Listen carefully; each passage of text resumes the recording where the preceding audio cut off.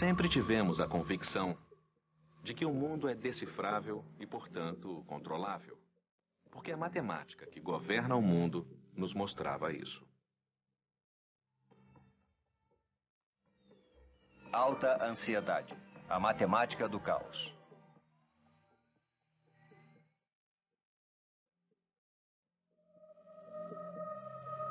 Distribuição sinapse.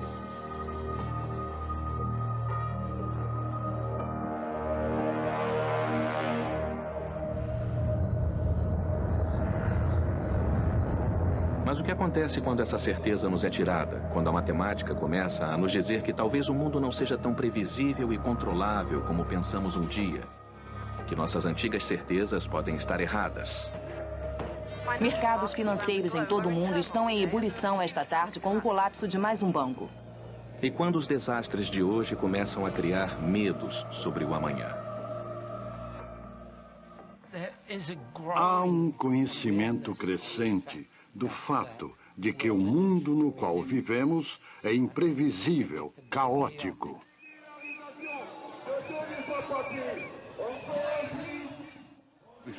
Nós achávamos que podíamos controlar tudo. Agora achamos que não podemos controlar nada. E isso é resultado dessa noção de que o mundo está em caos e que nunca sabemos o suficiente para realmente prever, muito menos controlar. De simples padrões e da matemática que os controla, está surgindo um desafio à nossa visão de mundo. Há uma necessidade humana simples de se ter uma previsão do futuro. Há um desejo profundo de poder controlar o futuro e uma profunda relutância em aceitar os avanços modernos na matemática que sugerem um alto nível de imprevisibilidade fundamental. O medo do futuro de duas grandes companhias depois de sua divisão. Esses eram nossos sonhos de futuro. Um lugar claro e aberto. O que aconteceu para que nossa visão do futuro não seja mais clara e sim obscura?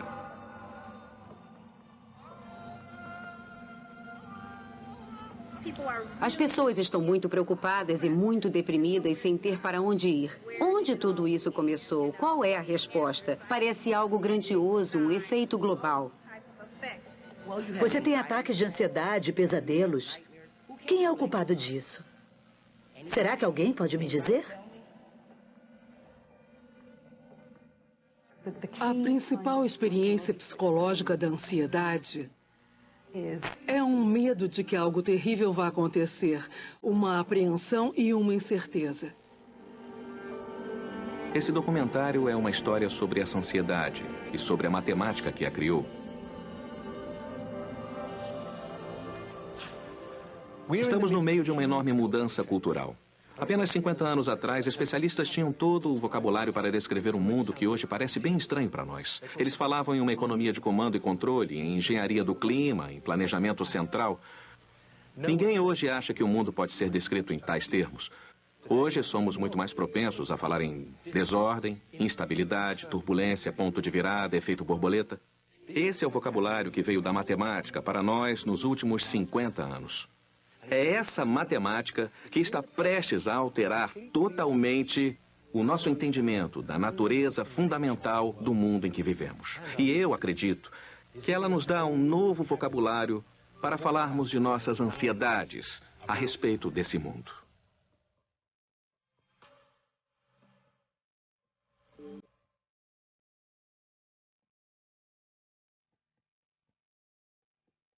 Olhando para trás, podemos ver o que não era óbvio. Essas descobertas matemáticas um dia destruiriam a visão otimista do mundo e nos deixariam na ansiedade de hoje.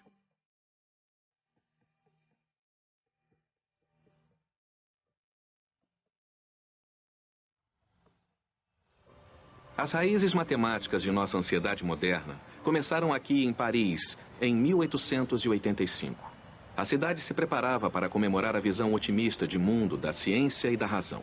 Houve uma grande exposição para celebrar o progresso e a democracia. Era o centenário da República. E acima disso tudo, estava a construção mais alta do mundo. Um símbolo de tudo que eles acreditavam. Um perfeito hino em ferro. A visão do mundo racional e ordenada da ciência de Newton. A matemática de Newton descreve um lugar que segue regras claras de causa e efeito, tornando-o previsível e, portanto, controlável. Nas mãos de um dos maiores seguidores de Newton, o matemático francês e ateu Pierre-Simon Laplace, ela se tornou um grupo de crenças sobre a natureza de tudo. Uma crença quase religiosa de que o mundo poderia ser entendido como uma máquina. Havia uma forte noção de que o mundo devia ser mecânico e determinista. David Ruel é um teórico da física e um dos principais descobridores da matemática do caos. Newton e Laplace viam o mundo como uma máquina. E, todo mundo via, já que eles eram cientistas que queriam ser deterministas. Em um mundo mecanicista, nada acontece sem uma causa. Nada é inexplicável. Nesse mundo, se você entendia a matemática, entendia o mundo. Tudo era previsível. A ciência podia garantir segurança e progresso. Tanto que você podia ter essa visão laplaciana, que às vezes era chamada de visão do universo como máquina, onde se pessoas suficientes tivessem o suficiente, tudo seria entendido. Porque elas achavam que sabiam como as coisas, como os sistemas se comportavam. Elas achavam que tudo se comportava bem no final. Elas sabiam que desastres aconteciam, sabiam muito bem disso. Mas achavam que a matemática poderia explicar isso completamente.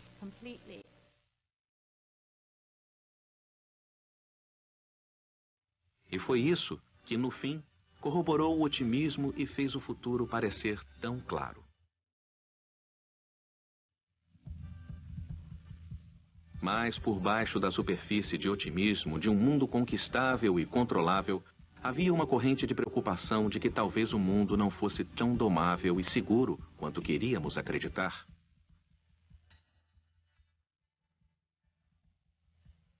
Bem no coração da mecânica de Newton, estava um problema que, se não pudesse ser resolvido, colocaria em perigo a crença de que tudo era matematicamente previsível.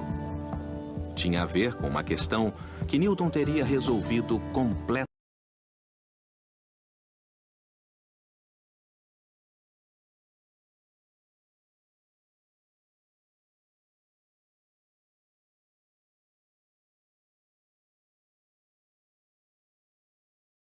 A genialidade das equações de Newton é que se você tiver dois corpos, um orbitando ao redor do outro, como a Terra em torno do Sol, essas equações de movimento permitem que você diga a exata natureza de suas órbitas e preveja com precisão onde os corpos estarão em qualquer momento no futuro.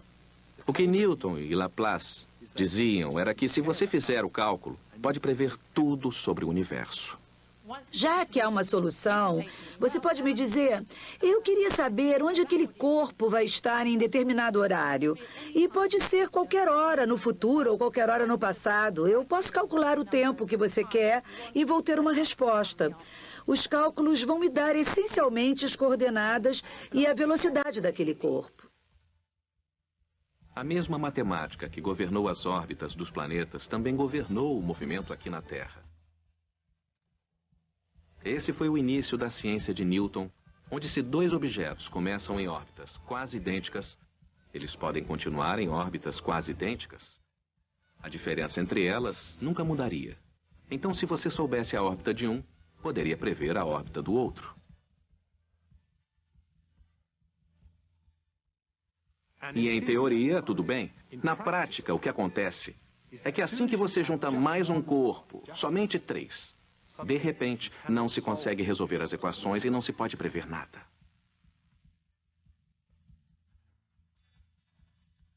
Todo grande matemático, de Newton em diante, esperava por aquele dia em que o chamado problema dos 3 corpos seria resolvido. Mas aí, em 1889, um matemático francês chamado Henri Poincaré descobriu que não havia como prever órbitas. Em alguns casos, não importa o quanto os caminhos sejam similares no início, se houver qualquer diferença, um deles pode seguir um caminho diferente e totalmente inesperado e imprevisível. Poincaré lamentou, a previsão se torna impossível.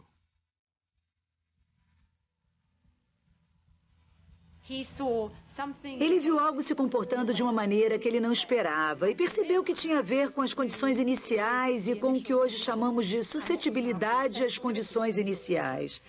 E é isso que é inesperado. Se você mudar uma coisinha qualquer, pode ter uma enorme diferença no resultado. Foi aí que ele descobriu o que agora chamamos de caos matemático. Poincaré enxergou uma profunda verdade sobre os planetas e suas órbitas. O que o incomodou foi perceber que esse comportamento imprevisível podia estar presente em toda a natureza. Ele percebeu que uma pequena mudança, não mais que o bater das asas de uma borboleta, pode ser o suficiente para criar uma tempestade onde nada foi previsto. Esse era um mundo bem diferente do mundo de Newton. Acho que o interessante é o fato dele ser ele mesmo. Até Poincaré, o maior matemático da época, estava imerso naquela visão, achando que todas as coisas se encaixariam e que tudo no final se comportaria adequadamente. E ficou horrorizado quando descobriu como esses resultados funcionavam para que pudéssemos ter o que hoje chamamos de comportamento caótico. Foi bem chocante para ele.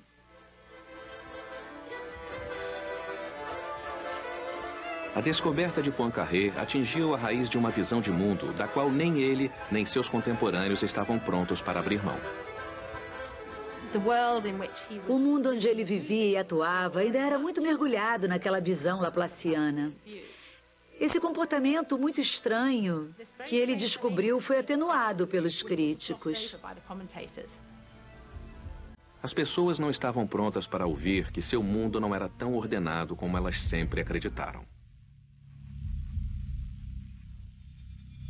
Então, em 1914, em Sarajevo, uma alteração tirou todo o funcionamento do mundo de seu curso.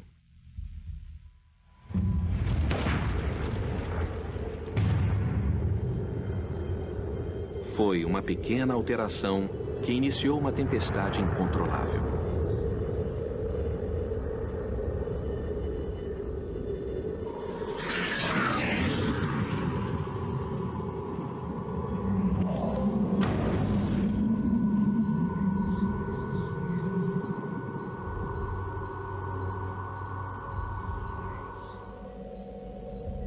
Observando, podemos ver como a descoberta de Poincaré foi incrivelmente previdente, mas na época, o resto do mundo não estava pronto para ouvir.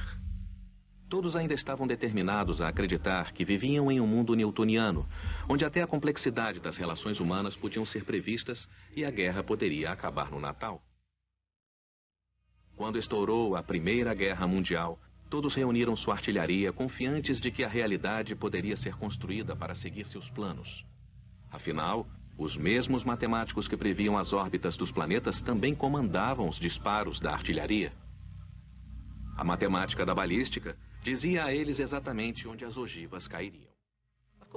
Claro que no início do século XX, a balística consistia essencialmente em mirar um objeto parado. Você podia ter que atirar por cima de alguma coisa, então podia não ver no que estava atirando. Para que os matemáticos adivinhassem isso, eles tinham tabelas de tiro e coisas assim. A magia da ciência é essa previsibilidade das coisas através da matemática. Ciência não é só provar teoremas. É nos dar algum poder sobre a natureza, sobre o que acontece. A previsão de um eclipse é um desses poderes. Construir máquinas a vapor também é. E a ciência foi inventada em parte para isso.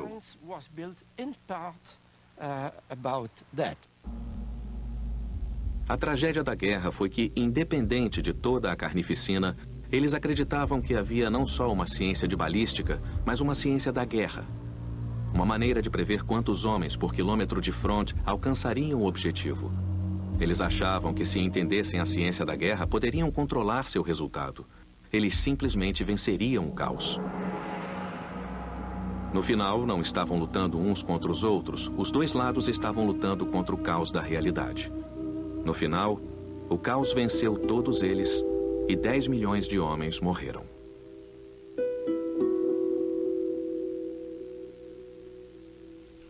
A noção de Poincaré de que uma alteração pequena e imperceptível poderia causar uma tempestade inevitável foi a primeira descoberta a nos dizer que o mundo é menos previsível e controlável do que gostaríamos que fosse. Essa é uma das raízes matemáticas da ansiedade moderna. A segunda foi descoberta na Rússia por Alexander Lyapunov. Ele estudava a transição da estabilidade para a instabilidade nos fluidos, mas fez isso durante os grandes levantes da Primeira Guerra e da Revolução Russa.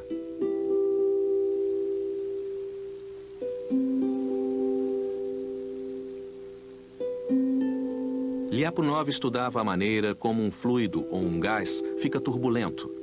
Era um dos problemas mais refratários de toda a física e ele tentava pôr números nessa transição de ordem para o caos.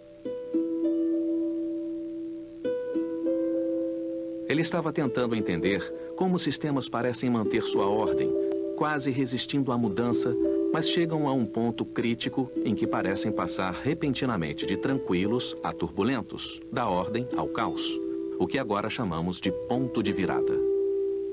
Isso passa da ideia de que o mundo é previsível para uma ideia de imprevisibilidade mais associada climática e ambientalmente a essa noção de um ponto de virada. É uma ideia de que você empurra o sistema e ele basicamente se move, não se sabe até onde. O professor Peter Cox é um dos maiores especialistas em mudanças climáticas do Reino Unido e é consultor do governo. Nesse caso, se você imaginar, digamos que está rolando uma bola para cima de uma montanha, se você rolar para cima e soltá-la, ela vai descer. Mas digamos que haja um pico na montanha. Você rola até esse ponto e ela pode ir para qualquer lado.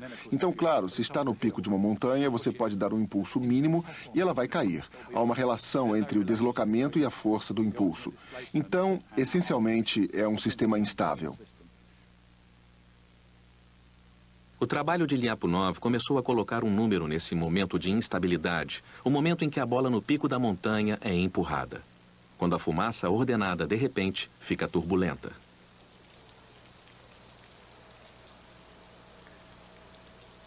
A maioria das pessoas considera que o perigo é cair da montanha. Isso é o equivalente a um ponto de virada. É onde o sistema muda e você não pode recuar.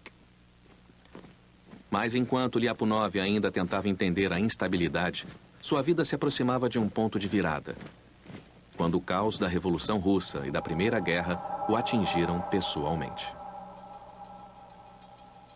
Dezenas de milhares de feridos da guerra voltavam do fronte e trouxeram com eles uma epidemia de tuberculose.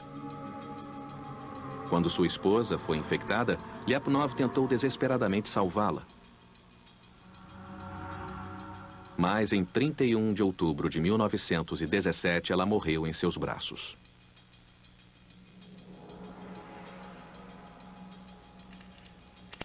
Horas depois, no mesmo dia, ele deu um tiro em sua cabeça.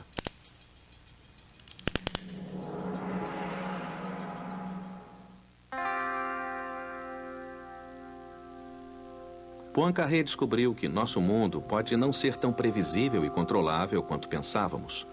O trabalho de Lyapunov pôs um número no momento de transição entre a ordem e o caos e abriu a porta para a ideia moderna do ponto de virada.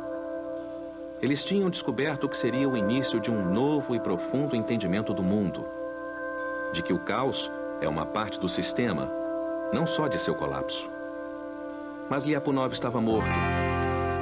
Poincaré nunca levou seu trabalho adiante e o resto do mundo queria acreditar que o caos e a imprevisibilidade eram apenas um pesadelo do qual poderíamos acordar. Ficamos no ponto em que um entendimento mais claro surgia, mas não saímos dele. A guerra sacudiu nossa antiga fé e, de alguma forma, ela precisava ser renovada. E para fazer isso, um novo ícone de fé precisava ser encontrado. A linha de montagem de Henry Ford foi esse ícone. Ela se tornou o símbolo e o meio pelo qual poderíamos criar um mundo de estabilidade, previsibilidade e prosperidade. Começamos a ver o mundo, particularmente o mundo humano e a economia, refletido em sua imagem. Não mais um mundo em que tudo pode ficar fora de controle, mas um equilíbrio perfeitamente estável que tinha a natureza dependente e imutável de uma máquina.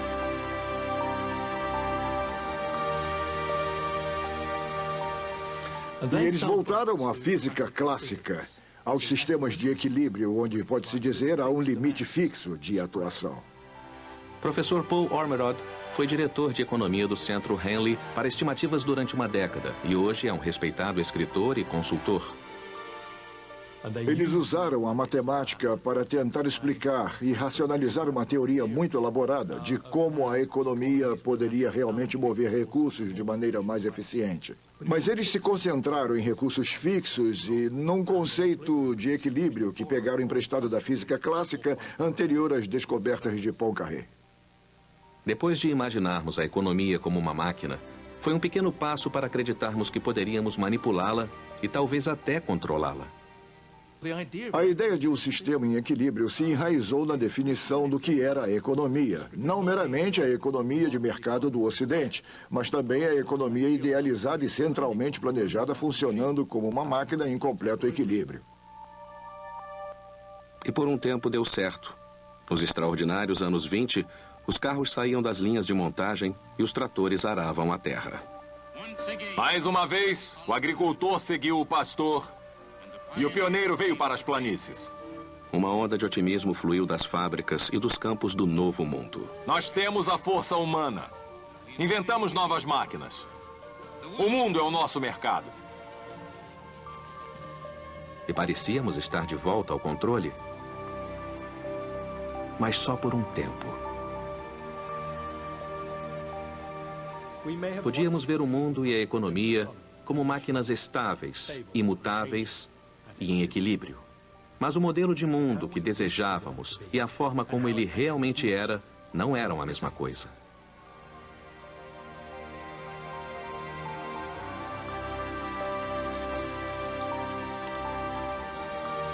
Essa é a imensa fábrica da Fisher Car Body em Detroit. Um dia ela foi parte da aparentemente indestrutível indústria automobilística americana, parte dos bons tempos que achávamos que nunca terminariam. Mas em 1929, eles terminaram. E o vento ainda sopra e o sol ainda queima a terra. Devemos praticar o controle e a conservação se quisermos salvar os grãos que ainda resistem. Sem aviso, o mundo alcançou não só um, mas 2 pontos de virada. O clima e a economia deram uma guinada sem causa óbvia do equilíbrio para o caos. Os pesadelos da Grande Depressão e da tempestade de poeira nos atingiram. A Grande Depressão dos anos 30 foi um problema para a economia do equilíbrio. No mercado de trabalho, as contratações e demissões de pessoas não estavam em equilíbrio porque 1 em cada 4 pessoas não tinha emprego. E isso não foi suficiente para nos fazer abrir mão de nossa fé em um mundo de ordem, equilíbrio e controle. De acordo com a visão de mundo de equilíbrio, nada poderia estar de forma inerente, errado ou instável na economia. As pessoas deviam ter causado aquele colapso.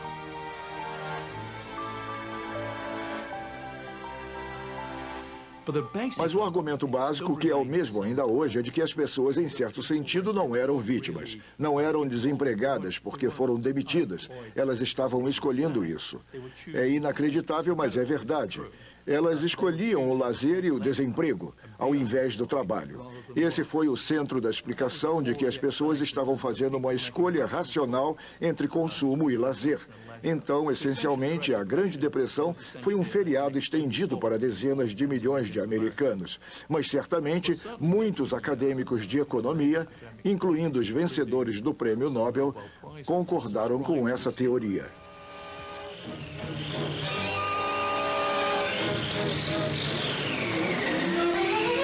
Os especialistas na época achavam impossível imaginar que a tempestade de poeira ou a depressão eram causadas por instabilidades inerentes ou por pontos de virada nos próprios sistemas. Outra década de uso irresponsável e as terras serão realmente o grande deserto americano. Não havia pontos de virada. A causa que escolhemos foi certamente simples e mecânica.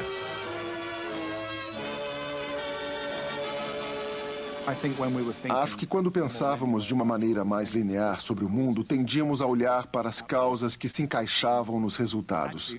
Se você fala em instabilidade, claro, temos um lápis equilibrado em sua ponta. Não importa que brisa sopre nele, algo irá derrubá-lo. Então você pode dizer, bem, esse redemoinho específico fez a coisa cair, mas o que importa é que ele cairia de qualquer jeito, era instável. Então, quando você chega à visão de um mundo com essas bifurcações, pontos de virada, a casualidade é menos crítica e o sistema vai mudar. Mas enquanto nos adaptamos às mudanças em nosso ambiente, pagamos o preço da insegurança. Apesar de todo o caos e turbulência dos anos 30, apesar das vidas arruinadas e da miséria, economistas e cientistas continuaram a ver o mundo como sempre viram, acreditando que o incontrolável, um dia, estaria sob controle.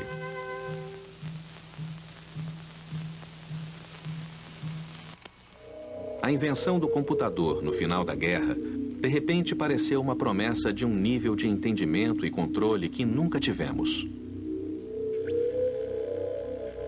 Se a linha de montagem foi o ícone dos anos 20, havia um novo ícone de poder, previsão e controle. Cena 64, tomada 2. Nos anos 40 e 50, tivemos nossa primeira ideia desse ícone em funcionamento quando militares revelaram a tecnologia secreta que os tinha ajudado a vencer a guerra. Essa máquina é tão complicada quanto parece. ENIAC, o primeiro computador todo eletrônico e em alta velocidade já construído em todo o mundo. A única diferença entre um ser humano e o ENIAC é que o ENIAC é bem mais rápido. O primeiro emprego que a tecnologia teve foi na antiga tarefa militar de calcular os ângulos, elevações e velocidades das tabelas de tiro. Mas logo ele foi essencial a um novo e assustador poder. Fazemos todas as tabelas de tiro para o Exército e as tabelas de bombardeio para a Força Aérea. Quando uma arma é apontada para o inimigo, nós fazemos computações para dizer aos homens da artilharia como direcionar essa arma para que ela acerte o alvo correto. Os testes foram planejados para observar resultados. Não era somente o cálculo para mira e arremesso de bombas, mas era também a única maneira de fazer os muitos cálculos necessários para se entender a explosão. Então, a tabela de tiro da bomba atômica de 15 toneladas. Diferente da situação, com uma arma de implosão, os cientistas aqui podem observar as bolas de fogo crescendo em um corpo de material fissionável. Ciência não é só provar teoremas para nos dar algum poder sobre a natureza. A velha mágica newtoniana da balística se casou com o poder quase divino da era nuclear. Se pudéssemos controlar esse poder, haveria alguma coisa que não poderíamos prever ou controlar?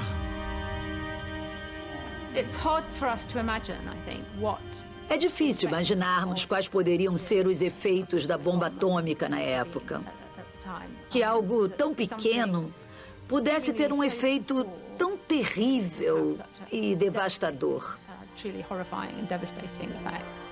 E podemos controlar isso para que tivéssemos controle sobre tudo.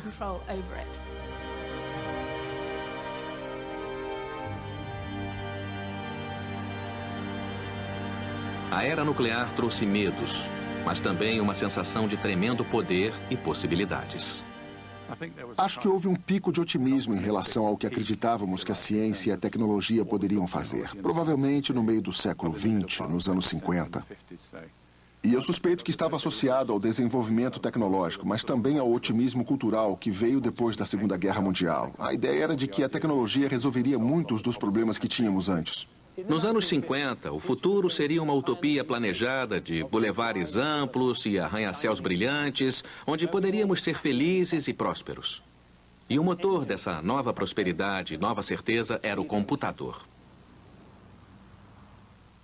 Como o telescópio nos deixou ver os céus e o microscópio nos deixou ver os blocos construtores da vida, o computador prometeu nos deixar ver e talvez controlar outra dimensão, o futuro. James Lovelock lembra desses tempos estonteantes. Havia aquela sensação maravilhosa de certeza, sobretudo naqueles dias. Olha o que temos. O futuro é incrível e podemos fazer todas essas coisas. Foi maravilhoso. Tudo era tão simples e tão possível. O céu era o limite. De repente, podíamos fazer cálculos que a mente sozinha nunca pôde fazer. Resolver problemas que nunca resolvemos. Era só construir um computador maior e até o imprevisível seria previsível. Nada de tempestades de poeira. Agora poderíamos prever e controlar o clima. Chega de colapsos econômicos. Com o poder de cálculo do computador, os políticos acreditaram que poderiam prever e controlar a economia, afetando as vidas de milhões. Eles acreditavam que finalmente agora com o poder do computador saberiam a teoria, saberiam das ferramentas estatísticas para, de uma vez por todas, entender como a economia realmente funcionava. Políticos acreditavam que essas eram as leis da economia, da mesma maneira que há leis da física. Depois dos traumas dos anos 30 e da guerra nos anos 40, a economia no Ocidente foi espetacularmente bem por um período bem longo. Foi uma prosperidade sem precedentes, desemprego muito baixo e todos estavam confiantes. Em direção a um novo mundo que represente os sonhos, as profecias, as esperanças e aspirações do homem. Filmes do governo e de empresas mostravam confiantes um futuro de equilíbrio, estabilidade, progresso e prosperidade. Mas ao mesmo tempo em que cientistas tinham confiança na previsão desse futuro sem falhas, um meteorologista chamado Ed Lorenz descobriu em 1962 algo radicalmente oposto a isso. Enquanto os militares estavam concentrados em tentar prever o clima dia a dia usando enormes computadores, Lorenz, usando um computador de mesa, construiu um modelo simplificado para enxergar a matemática básica e ver se o clima tinha padrões escondidos. A descoberta de Lorenz surgiu quando ele usou o seu modelo com um grupo de números e depois de novo com o que ele achou que fossem os mesmos números, mas que o computador arredondou, tornando-os ligeiramente diferentes. Ele pôs números que achou que fossem idênticos. Mas os números iniciais eram diferentes em muito, muito pouco. Então não havia razão para ele pensar que acabariam em um resultado diferente. O que Lorenz descobriu foi que pequenas variações em seus números iniciais, ao invés de não terem nenhum efeito, mudavam drasticamente os resultados. As coisas parecem seguir muito bem e, de repente, tudo se comporta de maneira estranha e os números não fazem o que você acha que vão fazer. Imagina esses dois trajetos juntos. Eles começam a se aproximar e, de repente, chega um ponto em que um deles se afasta. Mas isso aconteceu. O fato de que iria acontecer estava aqui. Não estava onde aconteceu. Uma das suposições mais fundamentais que todo cientista de Newton em diante tinha era de que esse pequeno erro em um sistema grande desapareceria, não tinha consequências. Como uma pequena imperfeição em uma única parte de uma longa linha de montagem. Não faria diferença significante no resultado final. Foi essa suposição crítica que o trabalho de Ed Lorenz formou em sua cabeça. A descoberta acidental de Lorenz teve imensas implicações no mundo real. Ele pôde, de repente, ver que quando um sistema mudava, não necessariamente algo o tinha feito mudar naquele momento. Podia ser porque as sementes dessa destruição já estivessem lá, crescendo devagar, escondidas, o tempo todo na matemática. A divergência no sistema era o resultado final de uma mudança mínima e imperceptível ocorrida há muito tempo. Lorenz redescobriu o que Poincaré apenas vislumbrou. Ele chamou de efeito borboleta.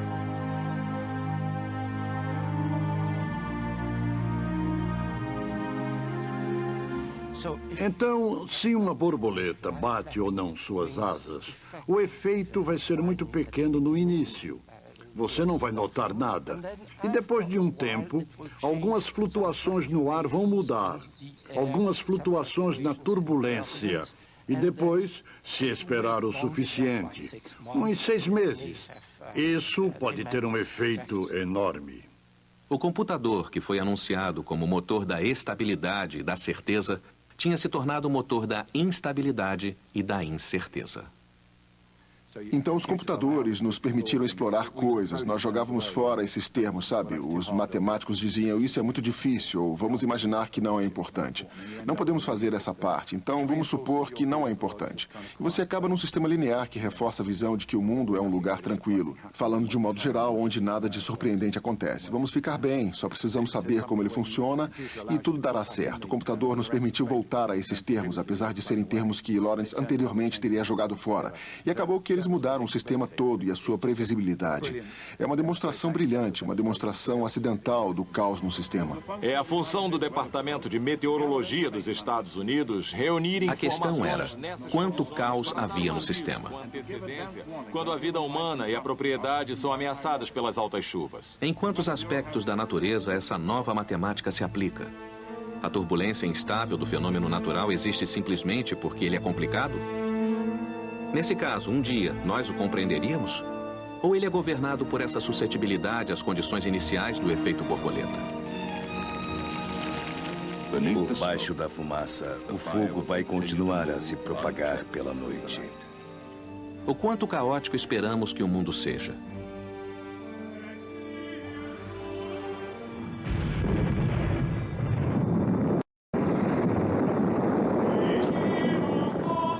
No final dos anos 60, de repente essas pareceram ser questões bem pertinentes. Nesses tempos turbulentos, como Lyapunov foi levado a estudar a instabilidade durante a Revolução Russa, o matemático David Ruel foi levado a estudar o início da turbulência.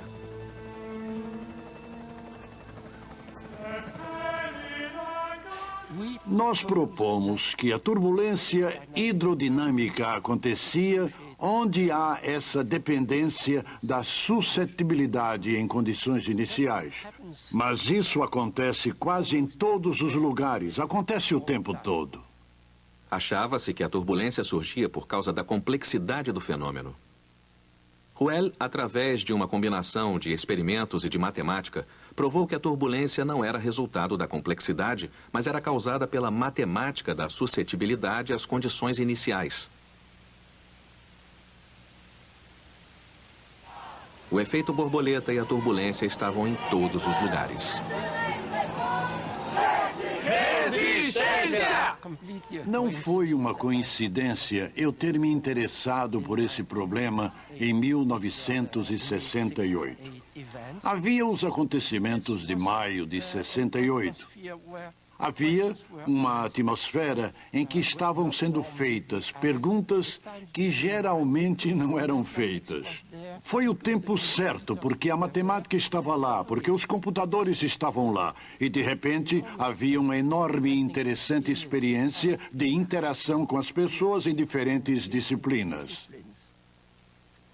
Matematicamente, a turbulência e o caos foram estabelecidos e, psicologicamente, era difícil acreditar que o mundo ainda era newtoniano. A linguagem do caos começava a entrar em nosso vocabulário.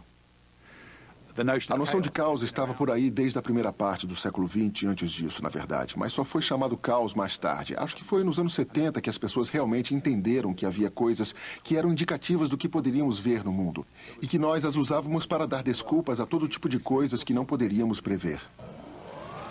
No final dos anos 60 e 70, o otimismo dos anos 50 recuou. Mais uma vez, o homem fez o mundo sair de controle. Havia um redemoinho social, político e econômico de Paris a Detroit. E enquanto pessoas comuns estavam chocadas com os eventos, o que foi chocante para os especialistas foi seu fracasso em prevê-los. Foi um choque terrível quando eles não previram. Foi muito difícil para eles. As pessoas acharam que entenderiam, mas isso não aconteceu. No final dos anos 60, seguíamos para os anos 70 com todas essas leis destruídas, de maneira espetacular, porque não eram leis, eram simplesmente relações estatísticas que serviram para sustentar um curto período de tempo. Economistas acharam que tinham entendido as leis que governam o funcionamento da economia e acharam que isso dava a eles o poder de prever o que aconteceria. E fica claro que as previsões só funcionam quando quase todos podem fazer uma boa previsão, quando a economia está estável. Quando ela vai muito bem, qualquer um pode fazer uma projeção razoável e estar correto no final. As previsões são bem ruins quando há uma grande virada, quando há recessão e o registro dos dados é assustador. A previsão simplesmente não existe. A turbulência dos anos 70 convenceu os economistas e também os ambientalistas de que sua fé na previsão e controle em larga escala estava errada. Acabaram aceitando que não poderiam controlar a economia como não controlavam o tempo. A era do comando e do controle tinha acabado, mas havia uma segunda parte, mais controversa para a matemática, da qual eles discordavam fundamentalmente.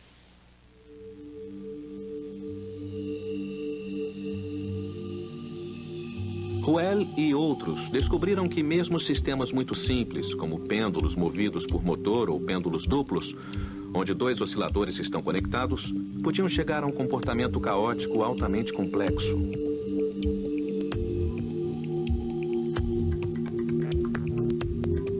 E agora, enquanto usavam esses sistemas simples para explorar mais, começaram a descobrir as regras desse mundo caótico.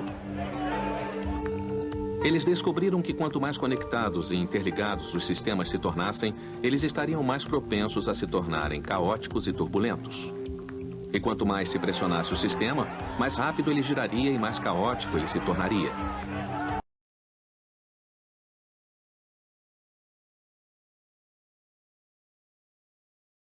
Foi exatamente isso que começou a acontecer. Em 27 de outubro de 1986, os computadores conectavam os sistemas financeiros do mundo em uma única economia global. E o moderno mercado livre nascia.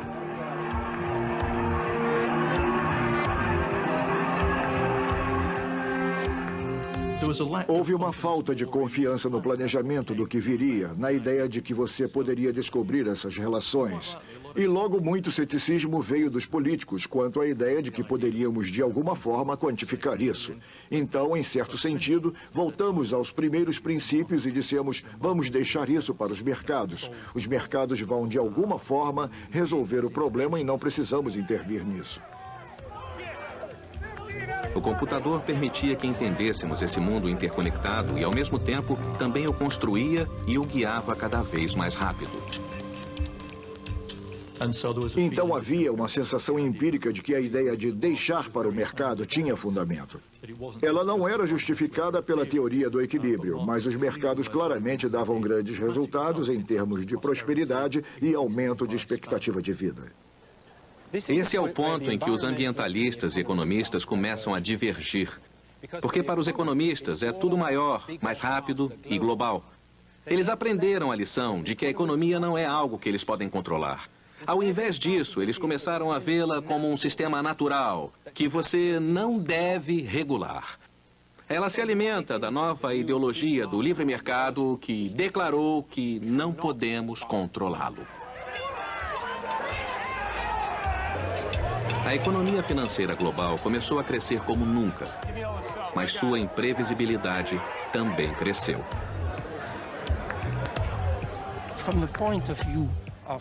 Do ponto de vista da estabilidade, do controle, da previsibilidade, é uma má ideia levar um sistema ao seu limite, aquecer a atmosfera, fazer mais, colocar mais complicações na economia.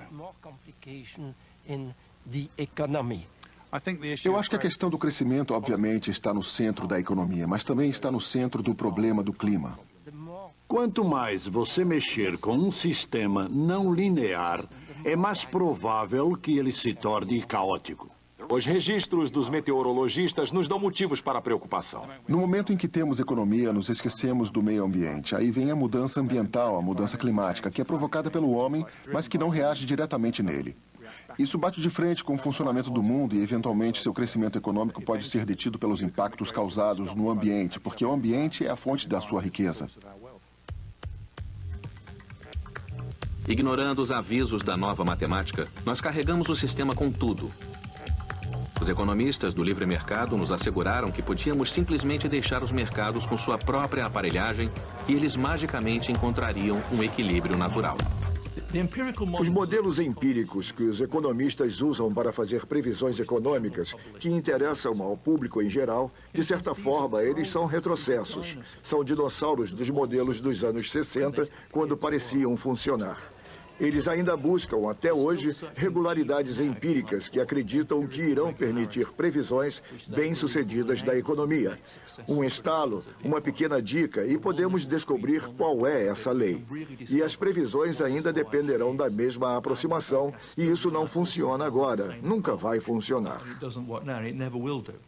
Vivemos em um mundo que cada vez mais se distancia de tudo que seja equilíbrio ou um estado estático. Você quer ter crescimento agora, 2, 3% mais. E isso é um crescimento exponencial, algo que sabemos que não pode durar para sempre.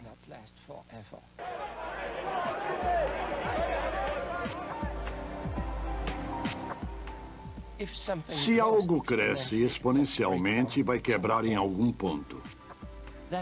Isso é algo que pode ser previsto com segurança. O processo deve acabar em algum lugar. Como vai acabar, eu não sei. Nossos líderes dizem que precisamos de 2 ou 3% de crescimento por ano e que isso é necessário ao bem-estar. Claro que pode ser necessário, mas não pode ser mantido para sempre. O crescimento exponencial é basicamente uma coisa linear. O que se diz é que coisas não lineares vão deter esse crescimento exponencial. Isso, com certeza.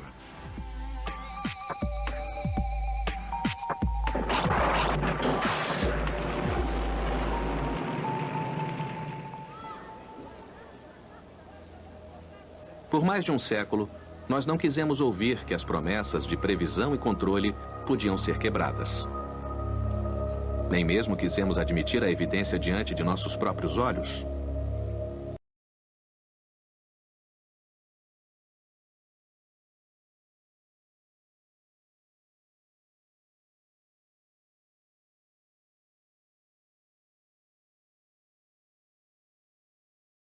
Depósito de livros das escolas públicas de Detroit, onde as promessas para as próximas gerações foram guardadas. Foi isso que aconteceu a elas. Árvores crescendo nas ruínas apodrecidas dos sonhos do passado.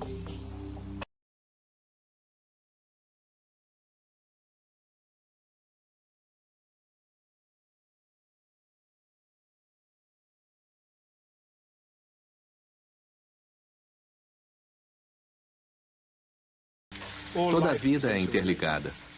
Estamos presos em uma inevitável rede de reciprocidade, amarrados em um único fio do destino. O que afeta diretamente a um, afeta indiretamente a todos. Enquanto houver pobreza no mundo, nenhum homem pode ser totalmente rico, mesmo se tiver $1 bilhão. Martin Luther King, 1961, O Sonho Americano.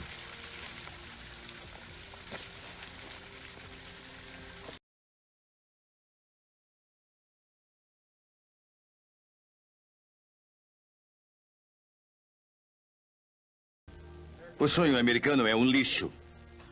O sonho americano é o que o Sr. George Bush diz, e ele é muito mentiroso. Não existe mais sonhos. Agora temos medo de sonhar. Estou tentando me manter num emprego de salário mínimo, mas pagando a gasolina, a hipoteca, a comida, não dá. Eu não tenho dinheiro guardado. Eu vivo um dia depois do outro. Não há como resolver isso. Como você diz ao seu filho que não temos onde morar? Como você diz ao seu filho que não vamos ter um lugar para morar? Acordo de manhã e digo ao meu filho, não vai poder jantar hoje porque não tenho dinheiro. Nós não podemos pagar nossas contas. Mas isso acontece todo dia.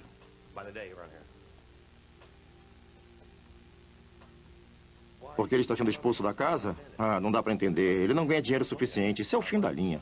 O aluguel. Você não falta com o aluguel. O aluguel falta com você. Você atrasa o pagamento e eles cobram multa pelo atraso. Eu não tenho dinheiro. Como você vai me cobrar pelo atraso? Eu não tenho dinheiro e pago multa. Isso não faz sentido nenhum para mim.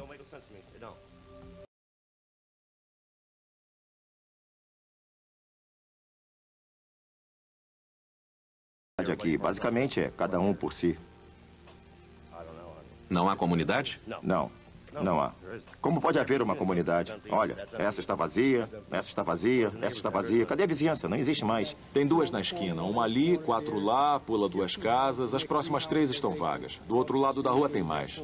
Então, esta área foi muito atingida. Hoje aumenta a escala de mudança e nossa habilidade de prever diminuiu. Não há motivos para nos tornarmos mais ansiosos? Eu diria que essas questões sobre as quais falamos a respeito, da teoria do caos e o efeito borboleta, o aquecimento global e todos esses acontecimentos é que causam a ansiedade nas pessoas, não só as palavras. Isso tem mesmo um impacto em como as pessoas pensam suas vidas. Tem um efeito no que as pessoas vão buscar nas suas vidas e em como elas vão dirigir seus pensamentos e ideias sobre si mesmas e sobre o que podem ou não controlar. O que me preocupa é que é um vocabulário bem nihilista. Ele não dá às pessoas a sensação de que há algo que elas possam fazer.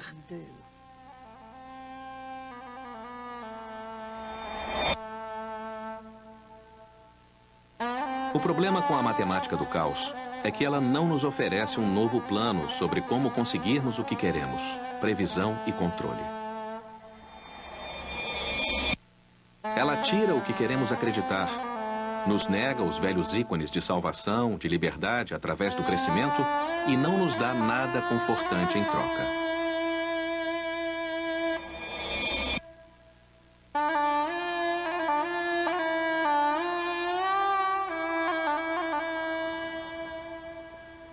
Estamos vivendo em um mundo bem menos previsível e mais instável. A questão é o que queremos fazer com isso. Por um lado, os economistas insistem que porque não podemos regular e controlar a economia como achávamos que podíamos, nossa única salvação é obedecer ao mercado e seguir com o crescimento. Qualquer outra coisa, eles insistem, levará ao caos econômico e ao colapso.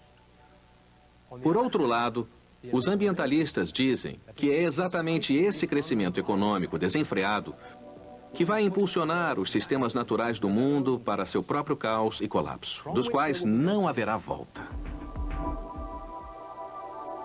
Na maior parte dos últimos 100 anos, apesar dos avisos de matemáticos e historiadores, nos recusamos a ver a realidade como ela é.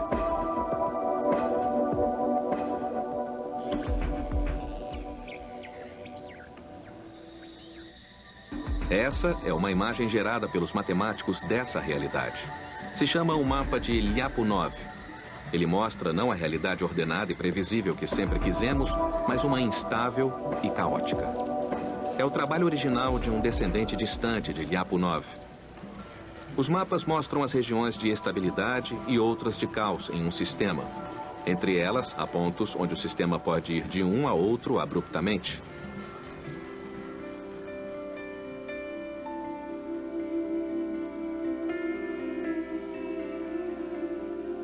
Ninguém queria acreditar que a economia pudesse partir de momentos de glória ao fracasso, mas ela parte. Ninguém quer acreditar que o clima pode estar se aproximando de sua própria catástrofe, mas quando isso acontecer, ele afetará a todos nós, os ricos, os pobres, os culpados e inocentes.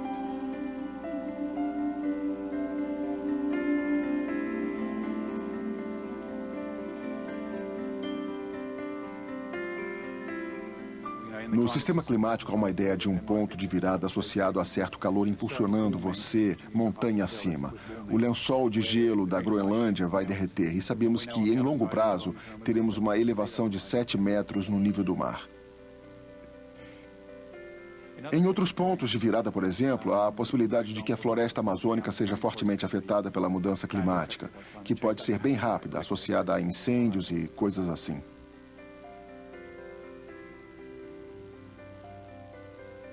Quanto aos sistemas humanos e sua adaptação, a velocidade das mudanças é importante no final. Somos limitados na velocidade de nossas reações. A questão agora é se temos algum tempo restante para nos iludirmos. Há muito gelo lá na Groenlândia. James Lovelock é o pai do movimento ambientalista. Ele teme que ainda hoje não tenhamos aprendido as lições da matemática e ainda queiramos acreditar na previsão e no controle.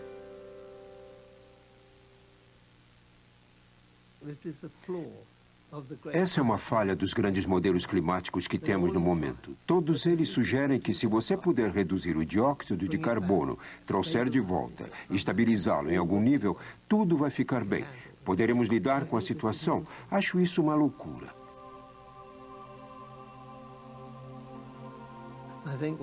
Acho que uma vez que o sistema começou a escorregar, não há volta.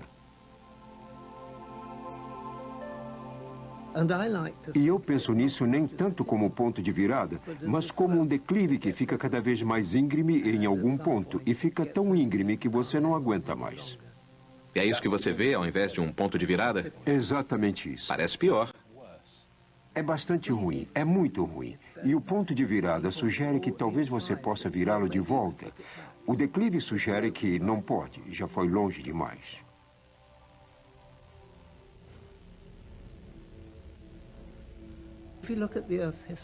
Se olhar a história do mundo, o clima é mais ou menos estável em algum ponto. Ou é muito frio, como era na Era do Gelo, e depois chega a um ponto em que escorrega, e aí sobe para um nível estável, interglacial. Ela também subiu no passado para outro nível estável, um estado de calor. E foi assim 55 milhões de anos atrás, quando a mesma quantidade de dióxido de carbono que colocamos entrou na atmosfera. E, de repente, houve um salto de 5 graus. E, como diz, não se pode puxar uma alavanca em algum lugar e fazer tudo voltar. Foram 200 mil anos para que tudo voltasse depois do evento há 55 milhões de anos. E o nível de dióxido de carbono baixasse. Mas a temperatura não. Ela ficou alta esse tempo todo. Isso destrói toda a noção de controle, não é? Destrói, sim.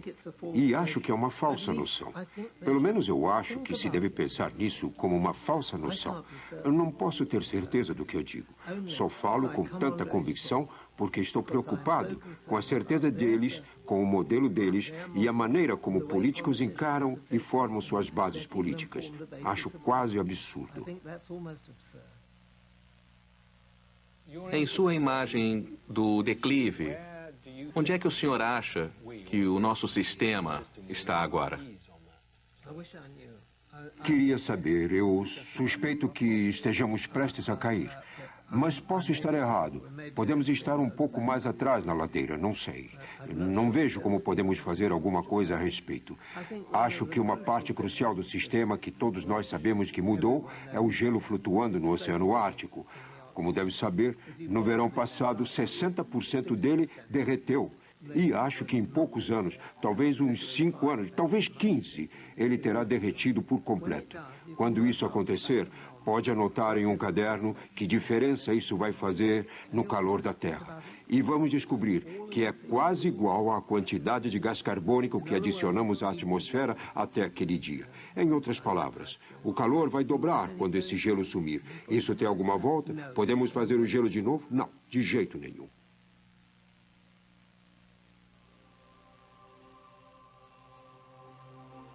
Não podemos voltar no tempo. Não podemos consertar o que já está errado. Ainda estamos a caminho do caos, mas estamos em uma posição em que há futuros possíveis. Só que dessa vez, tivemos centenas de anos para aprender as lições matemáticas. Talvez dessa vez possamos fazer o que não pudemos antes. Encarar a realidade como ela é. Porque essa realidade está diante de nós.